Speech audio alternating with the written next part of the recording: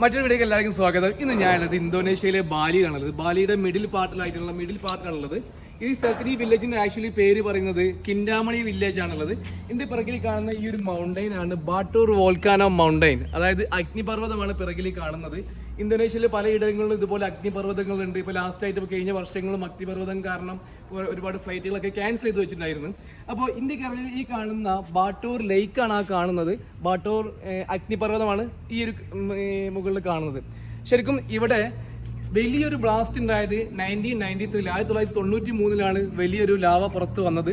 അതിനുശേഷം 2000 ഇപ്പോൾ ലാസ്റ്റായിട്ട് ഈ ഒരു അഗ്നിപർവ്വതത്തിൽ ലാവ പുറത്ത് വന്നിട്ടുള്ളത്. അപ്പോൾ ലാവ പുറത്ത് വന്നതിന് ശേഷമുള്ള ഒരു ബ്ലാക്ക് ഷെയ്ഡിങ് നമുക്ക് അവിടെ കാണാൻ കഴിയും. ബ്ലാക്ക് ആയിട്ട് കാണാം. അത് അഗ്നിപർവ്വതം പൊട്ടിത്തെറിച്ച് വന്നുള്ള ലാവകളാണത്.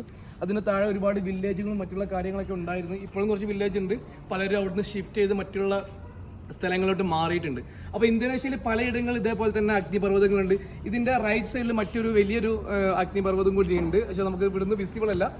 അപ്പോൾ ഈ ഒരു ഡെസ്റ്റിനേഷൻ ഉള്ളത് ഇന്തോനേഷ്യയിലെ ബാലിയിലാണുള്ളത്. കിൻഡാമണി എന്ന് പറഞ്ഞ വില്ലേജിലാണ് ഈ ഒരു അഗ്നിപർവ്വതം ഉള്ളത്. അപ്പോൾ